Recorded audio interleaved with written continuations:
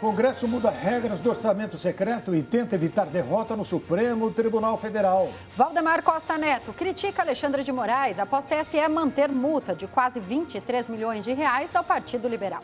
Aloysio Mercadante terá encontro com banqueiros na tentativa de aparar arestas com o mercado financeiro. França ou Argentina, os preparativos das duas seleções para a grande decisão da Copa do Mundo do Catar. O RB Notícias da Rede Brasil está começando.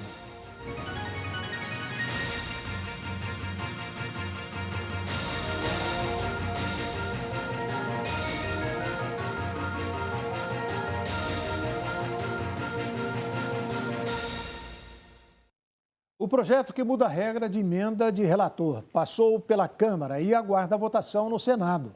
A proposta ainda mantém um controle sobre parte dessas emendas nas mãos da cúpula do Congresso.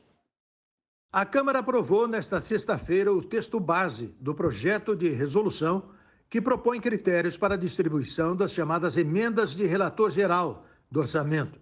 A proposta concentra parte dos recursos nas mãos dos chefes das duas casas legislativas e divide o montante de acordo com o tamanho das bancadas partidárias. O projeto de resolução é uma reação da cúpula do Congresso ao Supremo Tribunal Federal, que analisa a constitucionalidade dessas emendas, usadas como moeda de troca nas negociações políticas entre Planalto e Congresso. A proposta ainda depende do aval do Senado e poderá ser alterada com a votação dos destaques. O texto vem sendo costurado nos últimos meses pelos presidentes da Câmara, Arthur Lira, e do Senado, Rodrigo Pacheco, para tentar esvaziar os questionamentos dos ministros ao mecanismo. A votação estava prevista para a próxima terça-feira, mas foi antecipada para esta sexta, pouco após o fim da sessão do STF desta quinta. A sessão foi suspensa com placar de 5 votos contrários ao uso das emendas contra 4 favoráveis e será retomada na segunda-feira. O Supremo Tribunal Federal encerra na segunda-feira o julgamento sobre o orçamento secreto. Já a Câmara tem até terça-feira para aprovar ou não a PEC da transição. Os dois assuntos polêmicos são para o nosso comentarista, Ney Gonçalves Dias. Como se sabe, o placar está em 5-4. 5 ministros dizem que o orçamento secreto é inconstitucional. 4 ministros, seguindo o voto do ministro Alexandre de Moraes, que pode vir a figurar no acordo, diz que é constitucional se modificar várias coisas. Se tornaram, se a gente souber para quem dá o dinheiro, quanto deu o dinheiro, para que município deu, que justificativa teve, enfim, aceita o orçamento mediante uma série de alterações. Muito bem. Faltam 2 votos. O de Gilmar Mendes e o voto de Lewandowski. Esses 4 ministros que votaram são considerados votos medianos. Eles não dizem que é inconstitucional, mas dizem que para ser constitucional tem que atender a determinadas medidas. O que se espera é que tanto Gilmar como Lewandowski firme posição de medianos, ou seja, a votação ficaria 6-5 para aqueles que querem que o orçamento secreto continue, mas que ele seja feito com várias modificações. Fica rejeitado também aquela sugestão do Rodrigo Pacheco e do Lira, que querem meter a mão na cumbuca. Eles querem 20% para eles decidirem para quem dão. Se dão para a mãe, para o pai, para o irmão, para o vagabundo da esquina, para quem querem falar. Pois bem, mas o que está em jogo também é o problema da PEC da transição, porque os deputados não querem votar a PEC da transição antes do orçamento secreto. Ou seja, se vocês não derem o orçamento secreto, nós não vamos dar a PEC da transição. Só que tem uma coisa é uma coisa, outra coisa é outra coisa. Nós estamos falando de R$600 e 150 para criança até 5 anos, para 20 milhões de brasileiros. Não estamos falando apenas dos interesses, muitas vezes sórdidos e ordinários, de vários dos 513 deputados da Câmara Federal. O Congresso brasileiro, a Câmara dos Deputados, muitas vezes entra no caminho da vergonha. Esse orçamento secreto é um descalabro. Como é que eu posso?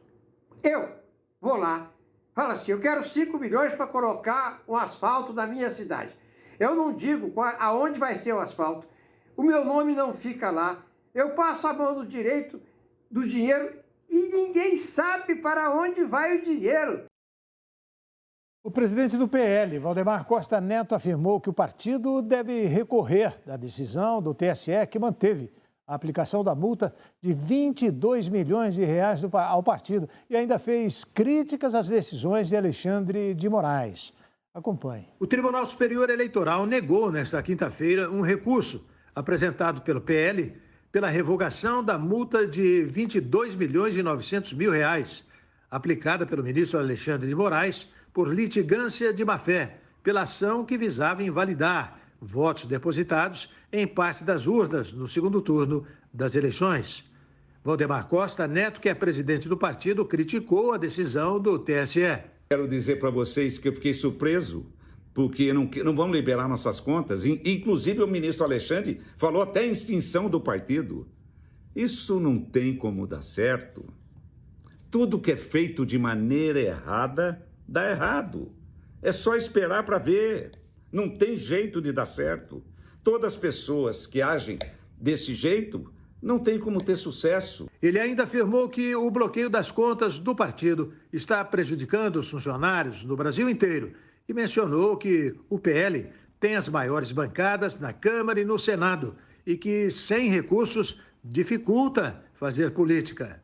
E eu quero agradecer, inclusive, teve uma decisão hoje, o ministro Raul, o ministro foi muito corajoso e falou o que deveria ser feito de liberar nossos recursos próprios, que nós arrecadamos, não é dinheiro público. E o fundo partidário também, que é para pagar os funcionários, e nós temos funcionários também que recebem pelos recursos próprios, quer dizer, não liberaram o nosso dinheiro, bloquearam o nosso dinheiro também. Como fazer política desse jeito? Nós temos 99 deputados federais, temos 15 senadores e mais 4 senadores estudando para entrar. O ex-deputado aproveitou para agradecer os manifestantes e pediu para que continuem na luta. E eu quero agradecer vocês que estão na rua, que estão ainda lutando e continuem na luta. O Bolsonaro não vai decepcionar ninguém. Continue na luta. O Bolsonaro é um grande líder que veio para ficar também.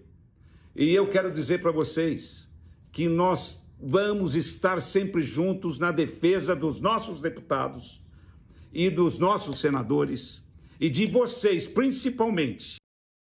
E o futuro presidente do BNDES, Aloysio Mercadante, vai se reunir com empresários e banqueiros com o intuito de aparar as arestas com o mercado financeiro.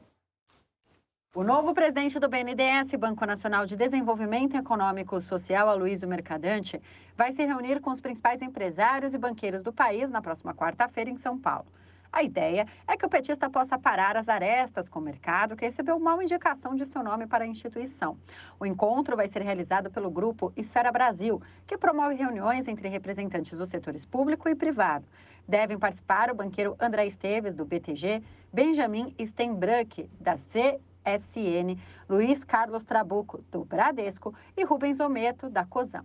Mercadante foi indicado ao cargo pelo presidente eleito Luiz Inácio Lula da Silva. A escolha é criticada por setores do mercado financeiro e até mesmo entre economistas e políticos aliados. Na terça-feira, a Bolsa de Valores caiu 1,71% depois que seu nome foi anunciado. Após a repercussão, Lula saiu em defesa do ex-ministro em conversas com aliados. O presidente eleito disse que ele está sendo perseguido e que estão colocando na conta do mercadante coisas que não são da responsabilidade do economista. De acordo com o portal 360, o presidente eleito Luiz Inácio Lula da Silva convidou o ex-governador do Ceará, Camilo Santana, para assumir o Ministério da Educação. Acompanhe. O presidente eleito Luiz Inácio Lula da Silva convidou o ex-governador do Ceará e senador eleito Camilo Santana, do PT, para ser ministro da Educação. A conversa entre Camilo e Lula aconteceu na última segunda-feira. Camilo, que ainda não respondeu, está em seu estado. Ele conversa com o atual governador Isolda Sela, que também era cotada para a pasta. O senador eleito não quer transmitir a impressão de que passou por cima da governadora, com quem tem relação próxima. Isolda chegou ao governo do Ceará porque era vice do petista, que renunciou para ser candidato à Casa Alta neste ano. Já o presidente da Fiesp, Federação das Indústrias do Estado de São Paulo, Josué Gomes da Silva, foi convidado para ser ministro da Indústria e Comércio, mas ainda não aceitou. O advogado Silvio Almeida é cotado para o Ministério dos Direitos Humanos. E a seguir, dias antes do fim do mandato de Bolsonaro, caminhões de mudança chegam ao Palácio da Alvorada. O governador de São Paulo inaugura restaurante popular em seu último ato público. A RB Notícias volta já.